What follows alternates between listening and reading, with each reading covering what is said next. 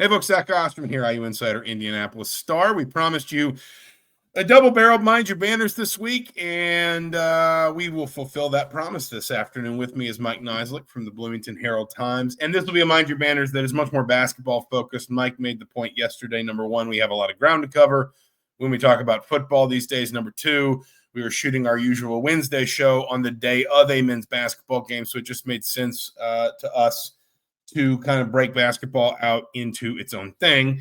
We'll probably go about half hour today, maybe a little more, maybe a little less. We'll talk about the women first. Mike's covered multiple IU women's games so far this season, and then we'll kind of dig into what's going on the men's side with Darian DeVries. But Mike, how are you? It's been so long since last I saw you.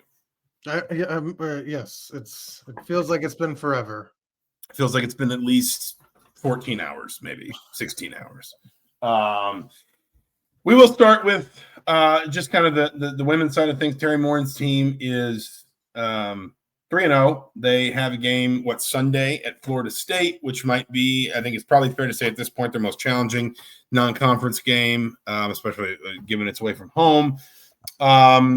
We knew this team would, at least for a while, look like a work in progress. They undeniably have looked like that. I think what was the score at the end of the first quarter of the Marshall game was 9-6. On the other hand, there I think are still some encouraging sort of signs here. Shea Chetsky has looked really, really good. She's averaging over 23 points per game. I believe I'm pronouncing her name correctly. Zanaya Socka-nguemen is averaging almost a double-double. UCLA transfer, right? I'm not losing my mind on that. Yeah, UCLA, yeah. And so, you at least kind of see where I think the building blocks are with this group. But again, as we expected, undeniably a bit of a work in progress, at least for a while. Yeah, to me, it's like if you squint, you see what Teri Moren's visions for this team, like where they could be pretty good, where they could be pretty decent. But right now, they're probably not there yet. Because you talk about Lanae Beaumont's a good example. Like she's still coming back after missing last season, like all of last season. So she's got some rust she needs to knock off. You've got a freshman in the starting lineup, Nevaeh Caffey, who's I think's got a really bright future. Teri Moren was I think Teri Moren agrees with you based on what she went as far as you'll hear her with praise.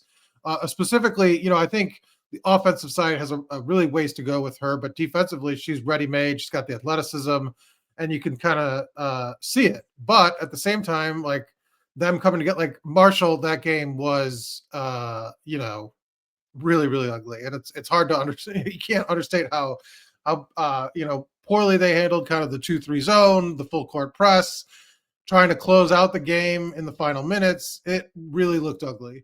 But this team hasn't played together. They're young, and so there's a lot of work to be done. And Shea, you mentioned.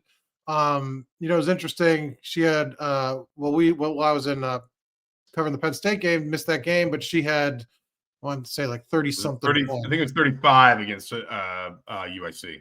Yeah. Then the next night, against Marshall, she doesn't attempt a 3-point shot. Only like the third game in her career that's happened. And not a lot of open looks, but she's probably got to be more aggressive. And it's got to be more, assertive. Teri talked about it in relation to her leadership on the floor, being vocal, getting players where they need to be, being more demanding. But, she's got to be kind of the alpha on this team because there isn't one. And then you talked about Z, and I like her game, is interesting. Like she's a really athletic post, runs the floor really well. It's got some moves on the inside, but it's raw. It hasn't played a lot, and you can kind of see it. She picked up 2 fouls in the first 3 minutes the other night.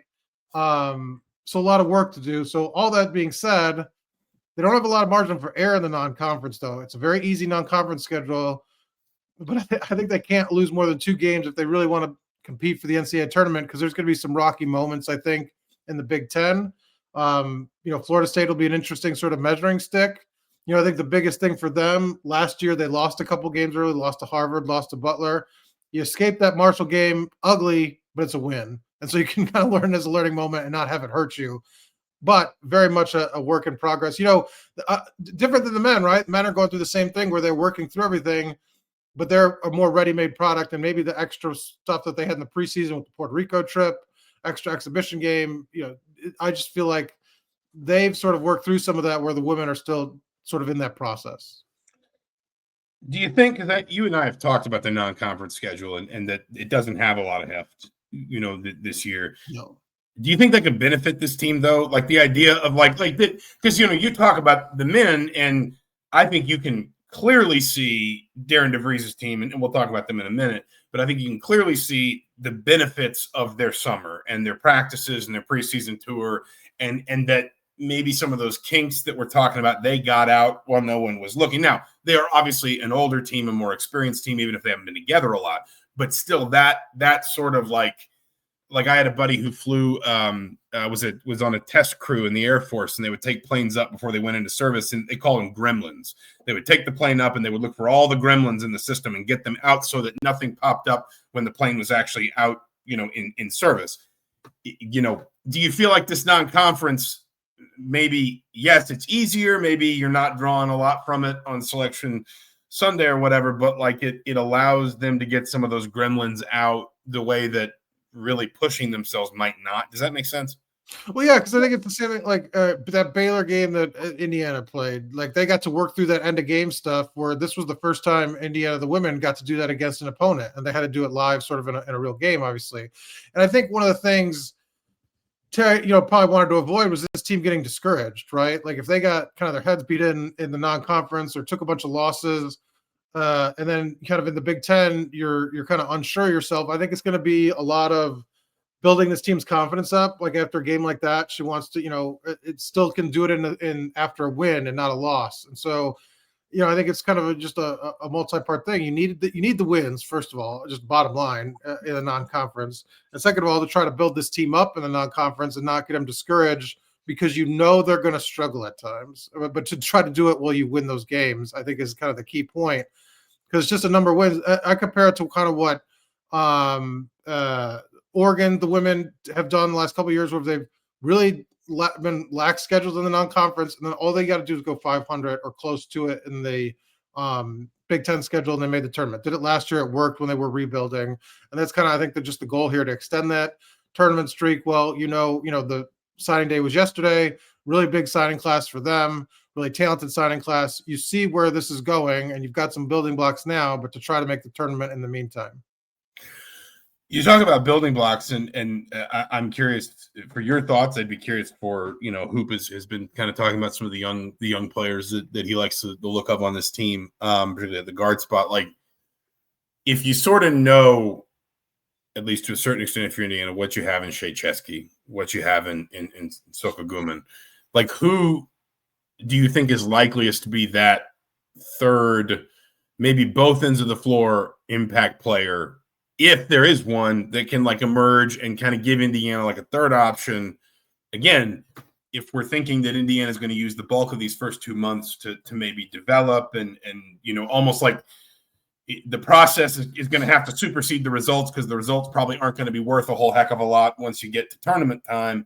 But the process might be, who do you think is likeliest to emerge from that process as an impact player for this group? Well, I think it's split, because I think it's Lene probably on the offensive end. You want her to get kind of shake off the rust and be sort of, in double-digit score every night, being able to kind of get the offense that she wants, be confident. And but on defense, it's Caffey on defense, but she's there already on defense. Like, she's such a good on-the-ball defender, such a good perimeter defender. Like, that part of her game doesn't need to be coached up. Like, I mean, she's got it. She's got the attitude as well. Offensively, she was doing things that a freshman does, taking some wild shots, got a rebound on her own miss, but then made another mistake by just forcing another missed shot. And she did that like twice against Marshall. And, Moren just shakes her head. And it's like, well, we're working through some things. It's like, we could work on that. And so that's really funny. The Ryan Day comment.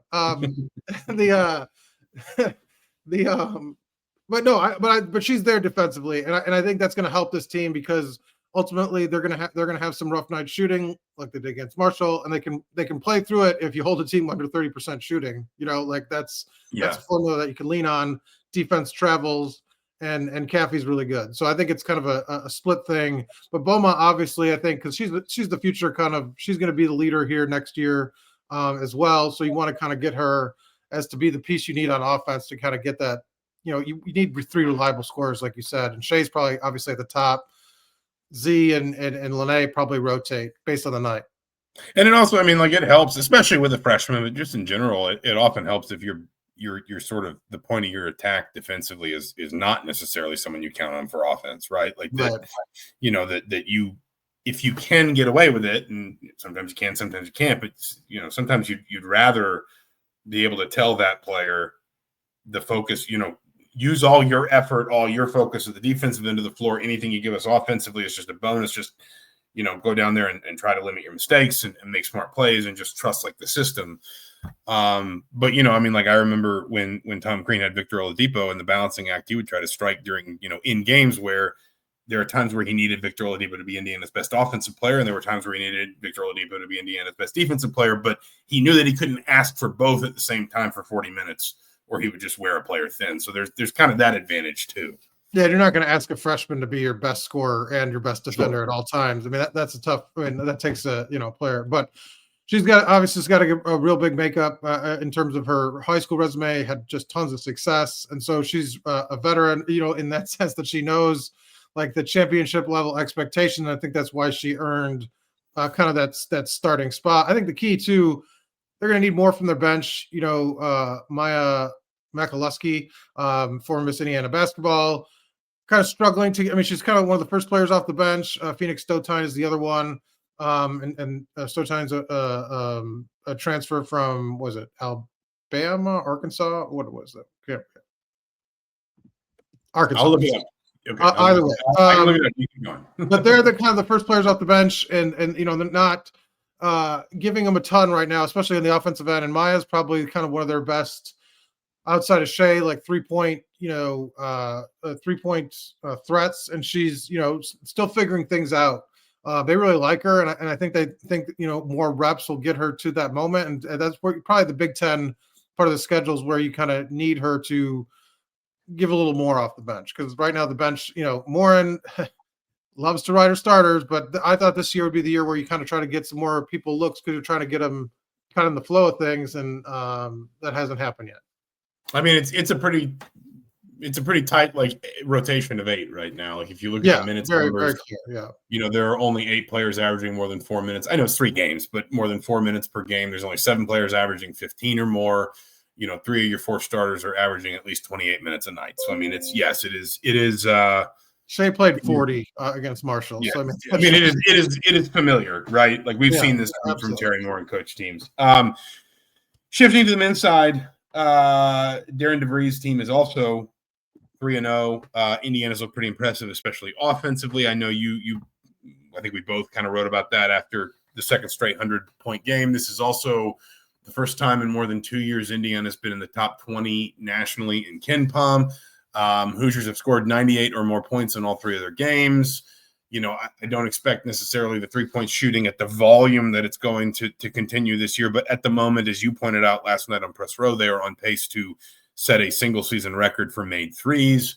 What strikes me about this team more than anything else is they play smart basketball and they have a lot of different ways to score. And that will cover up a lot of cracks like that in my experience, teams that don't make a ton of mistakes, that make a lot of smart decisions and don't and have a lot of different, can't be pigeonholed in how they want to score the basketball or who they want to score it through, tend to have pretty high floors. Now, how high the ceiling is, we'll see, but I think the floor is higher for this team than maybe I thought it was earlier on.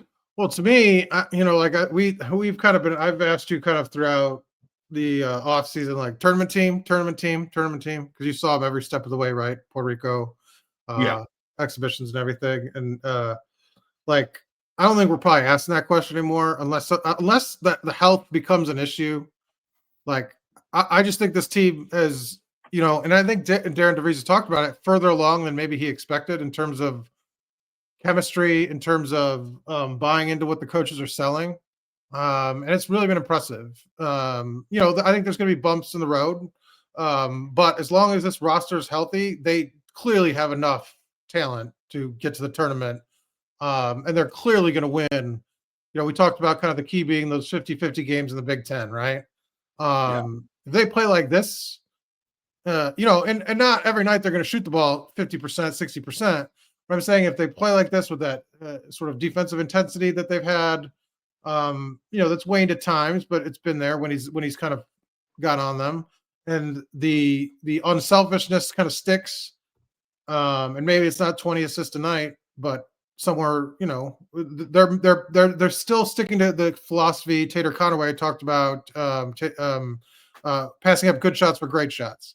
I think this team has a really good chance, and it's been really impressive to watch in terms of just, look, when we talk about historical, you've been here much longer than me and seen basketball that was sort of very much the opposite of this, and we're at the front end. It's one of some of these last things that have happened in terms of 3 games in a row with 20 assists, 3 games in a row with double-digit 3-pointers, and I mean these are historical anomalies because they happened a couple of times, sort of 10 years ago.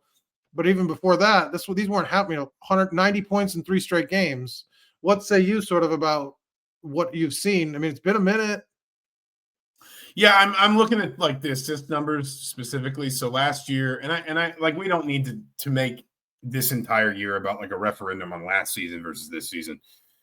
The last year they had 509 assists as a team. At their current pace, they're going to finish with 777. Like that is such a dramatic difference in the way the offense operates and the way the ball moves. And for people that didn't see, this is the first time with 3 game stretch with 20 or more assists since 2012, 2013. The stats, there's a couple of years that you can go back further than that to see the stats.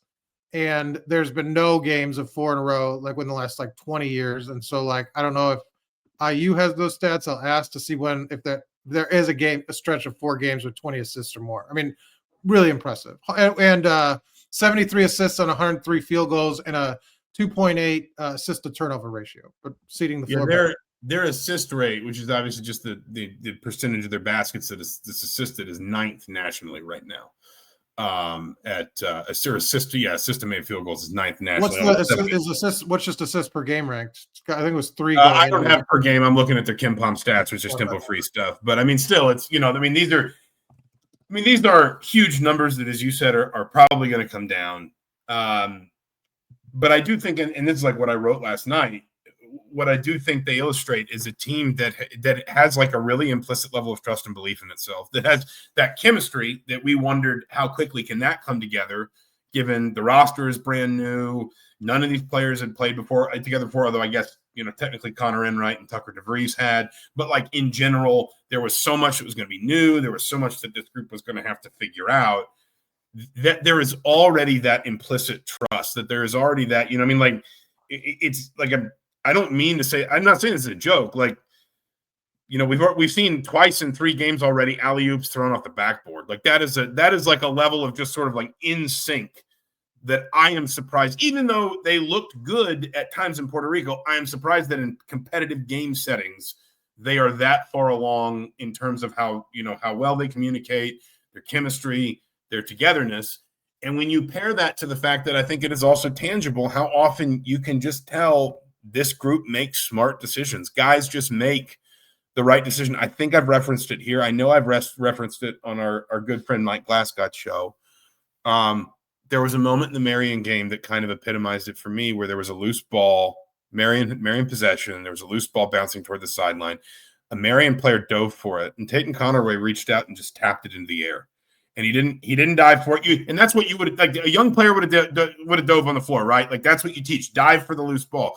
But he said, I don't need to. I just need to get it out of the way of this guy. He'll dive under it, and then I'll run past him and straight onto a bouncing ball. And I think Indiana had a 2-on-1 break. It is how much raw basketball these guys have played is showing up, I think, night in, night out. Like there are probably more than 1,000 games on this roster, right? They are number one. Use KenPom. KenPom has a D1 experience metric. They're number one nationally in experience. What has surprised me is how like how quickly they seem to have found that intersection between all their individual skills and their individual games and their individual experiences, and how they feed in together, if that makes sense. And like already, using Pomeroy as an example, I think they were projected at 18-13 in his initial, sort of like release preseason. And of course, the data's got to wash out, and these things change. They're most volatile at the beginning of the year, but already their projected record is up to 22-9. So like that's like already they are 3 to 4 wins better than what the computers thought they might be in the preseason. And I think, to your point earlier, the eye test bears that out. So, let me ask you to frame it this way. So the Indiana's topped 100 points twice, obviously. Top 90 points for 3 straight games for the first time since 2007, 2008. They already have, this is pretty amazing. They already have as many 100-point games DeVries does in 3 games as Mike Woodson had in his entire tenure in regulation. He had one other one that went to overtime, and Archie Miller's tenure. Archie Miller had 2 games with 100 points. Is that an indictment of the previous teams, or a something that reflects this team's offensive prowess? Both? Do you overrate it by saying like, that's pretty crazy? I mean, both those. No, I think it's both. Where do you fall on that? I think it's both, because on the one hand, you can see so many of the shortcomings of previous roster decisions in terms of, not having, and roster decisions plus scheme decisions. Like Archie Miller wanted to run motion-based stuff, but he didn't have players that could shoot. At times, Mike Woodson had guys that could shoot, like Tamar Bates, like Miller Kopp. Hoop says we're not allowed to say Mike Woodson's name. Unfortunately, he is a former Atlanta Hawks coach. It's not Voldemort. he's also a member of the Hawks family. So I will always respect Mike Woodson that way. Yeah. But in all seriousness, Woodson at times had guys that could shoot. Right, he had Miller Kopp, he had Tamar Bates, but the system was just not structured to get guys consistently clean looks that they liked. And like, how many times do we talk about feeling like Indiana just needed to shoot its way into some rhythm, and they just wouldn't do it because they just wouldn't take threes? I mean, it is undeniably sort of a referendum on both roster and tactical decisions that came before, personnel and tactical decisions that came before. And also it is, and through 3 games, but like, listen, they only made 4 threes and they still scored 76 points against Baylor. I saw a season ticket holder I know last night at halftime, and we were talking about it. And he's a former manager from back in the day, and so he knows basketball pretty well. And we were both just talking, like, if you score 76, even in an exhibition setting where you only hit 4 threes, like, that's impressive. Like, that's real offense. It's one thing to score a bunch of points when all your threes are going in at home. It's another thing to miss a bunch of threes, to get the shots you're looking for and still not make them, and still be able to score at that volume, get to the free throw line, finish around the rim, whatever. That's why I say I think this team has multiple ways of scoring. You can't pigeonhole them and say, well, if the threes don't go down, you're screwed. This is all what Darian DeVries promised. Like, from his opening press conference, it was, this is how fast we play. We look for these kinds of shots. This is how the ball needs to move. All that stuff. But I think, to your point, I think even DeVries is maybe a little bit surprised that it has progressed as rapidly as it has, frankly, that this group, because, and again, maybe I would be curious if this season continues to progress in the direction that it's going, and maybe we wind up in a situation where we're looking at Indiana in a month or two and they're a top 20 team and they're clearly on course for the tournament. I'd be curious if we get it in a candid moment from Darian DeVries. Did he have some light bulb moments even behind closed doors in the offseason, like some of these practices he's talked about where they had like charted 31 assists and 2 turnovers or whatever? But I think even he feels like maybe this is further down the road than he expected to be with this group. And so here's one other question. So we've talked kind of about the assists and offense. The other numbers I kind of looked at were the 3-pointers. So 38 made 3-pointers on 80 attempts, shooting 47%. That's probably obviously going to come down. First time the Hoosiers have made 10 or more 3-pointers in 3 straight games since December 2016. Were you here for that stretch? Yeah. Mm-hmm. This is the first time IU made at least 14 3-pointers in consecutive games since November 2005. You were also here for that. That would have been my freshman year. I think I had season tickets my freshman year because I obviously wasn't working at the IDS yet. No, I'm just teasing. But so as we were kind of talking out, you say on pace. They're on pace for 393 pointers. Yeah, which would be a single season program record. Single season record 345. They've only knocked down 300 in the season two different times. 2014, 15, 15, 16. Obviously the raw production will probably come down a little bit. But I mean, the shot attempts will probably go up. They're only shooting 26 attempts per game, so I mean, they're going to keep going. You know, they're going to keep this is like part of their identity. You know, they're not going to probably shoot 46%. Do they set the single season record? Yes or no? I think I need to see them keep this pace against high major competition because like 2 of the 3 games have been at home, and. Because to me, if they struggle, like even if they have off nights, they're still going to shoot their way through it. They're not going to. I would also say like the first thing that goes when your team starts getting tired is 3-point shooting. So like if they can't get their depth back, which they're starting to. Nick Dorn played last night. You know, we don't quite know where those. I think the next question is at least one of those 2 guards, Restich or Drake. We don't quite know where they are. I think if Indiana can get one of them healthy and into the rotation, I think like they'll be okay for like the time being. You don't need all 13 contributing all the time. Right. It certainly seems like they want Achimavich to redshirt based on the fact that we have not seen him in a competitive game yet. But you know, if as you say, the injuries do kind of. Yeah, barring if this roster stays healthy, I'm saying like. But my point is from a 3-point shooting perspective, you got to get healthy too. Like they've got to get deep enough that they're not that legs don't go in February and suddenly it slumps. I'm not sure I'm quite ready to say they will, but I certainly think it is possible. It is not. I don't think anybody can watch this group, and obviously not many of us were in Puerto Rico, but we could see it in Puerto Rico. We've seen it in Puerto Rico. You haven't mentioned that. Yeah, I mean, it's relevant to this conversation. So, yeah, I'll mention it again. Saw it in Puerto Rico. All you talk about is Bad Bunny. It's getting a little tiresome. It would have been great to go to a Bad Bunny concert while we were there. But unfortunately, we were busy. Busy at the Super Bowl halftime. That's true. But I'm probably going to be busy that night, too. No, I mean, listen. Does Kurt Cignetti's team go to the Super Bowl? Can you stop interrupting me, for God's sake? Kurt Cignetti's teams go to the Super Bowl? Do you have news? Yeah. Mesmer actually says it here. I was about to kind of make this point. He said, I think Louisville will show us what we wanted to see, that more depth is a wonderful thing. Like that Louisville game's kind of the next one that I've got pinned. Like Indiana should probably win every game between here and there. I know Minnesota's on the road, but you know, as things stand, that feels like a game Indiana should win. Louisville's going to be happy if you watch some of that Kentucky game. Louisville's going to be happy to play at the same pace Indiana is. I mean, that might be like a 102-95 kind of game, which talk about, you know, getting everybody warmed up for the Big Ten for a Big Ten championship game that might be like 13-10. But I certainly think it's possible. And I think, again, the key for me is you can't pigeonhole the ways this team scores. It's not just 1 or 2 players. And it's not just 1 or 2 ways of scoring. They score on back cuts, they score with ball movement, they score with shooting, they score in transition. It's a very well constructed offense now. And I do close with this, not as like a word of warning, but just to acknowledge that, you know, that they're not perfect.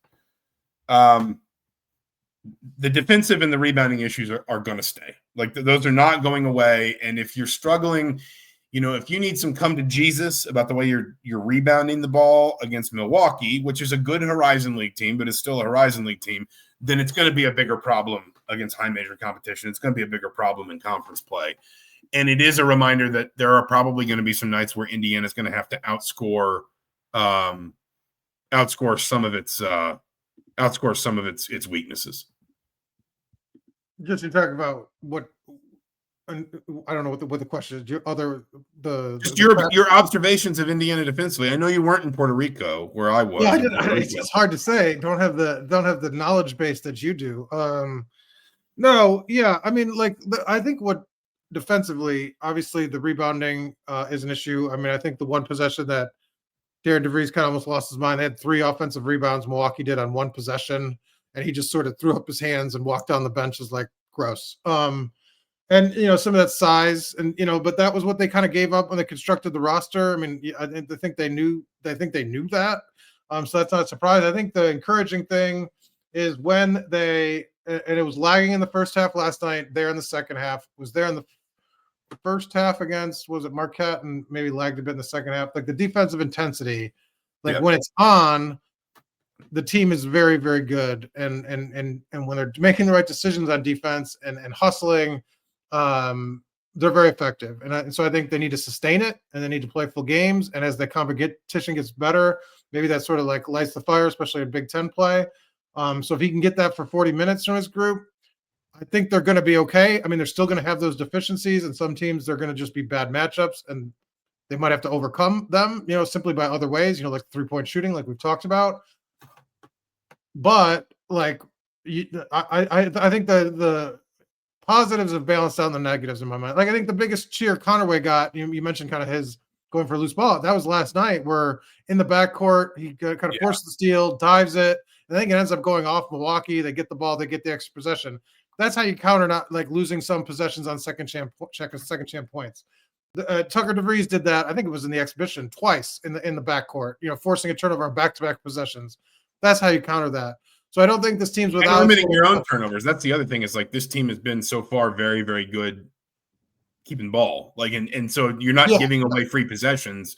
You can, because you said if they can sustain it for 40 minutes. I mean, in some of these games, they may only need to sustain it for like 20 minutes because especially at home, like if you go quiet offensively for 7 or 8 minutes against this team, like if you have a stretch where you only score like 6 points in 8 minutes, like there's a decent chance you're going to look up at the scoreboard and they're ahead by 17, and then it's like it doesn't matter what. Football in the comments, and it's kind of like the football team, right? Like if you're I mean, they'll run away from you, and if you you don't. If you start doing that kind of stuff, get sloppy and things like that. But there'll be a couple nights where also just like the sheer offensive fight. Like I think a prediction I may have made on the podcast, or at least to you, is I think they'll hit 23s in a game at least once this season, which is something that absolutely. That's something Indiana's never done. The record is so you're saying they'll set the single game record. I've already predicted it, whether it was here or somewhere else. I predicted they'll set the single game record at some point this season. Okay. Mark it down. But the EJ Williams prediction for the basketball team. Your EJ Williams prediction for there will be a couple nights when they just can't get it right defensively and they'll lose and they'll get swamped. But there will also be a couple nights where good teams just get absolutely overwhelmed, especially in Bloomington, but maybe even on the road. And the last thing I would say, just kind of to kind of put a bow on this podcast, is in my experience, when you get to the attritional part of the season, the end of your conference schedule, tournament play, NCAA tournament play, teams that make smart plays, don't make mistakes, and score the ball are ones that nobody wants to match up with, because they tend to be the teams that can survive a lot of different matchups on a short turnaround in tournament play. Because, if you're game planning for this team and you only have 36 hours to do it, where do you want to start? Because they can score in a lot of different ways through a number of different players. They make their threes, they make their free throws, they don't turn the ball over, and they don't waste possessions. So anyway, any final words? No, I think we got it. Well, those are final words.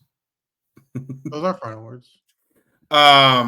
He's Mike Niziolek. I'm Zach Osterman. We'll be back Saturday afternoon for our weekly post-game show. We'll be together for the first time in several weeks for the post-game show. We won't be staring at each other through a screen like we are right now.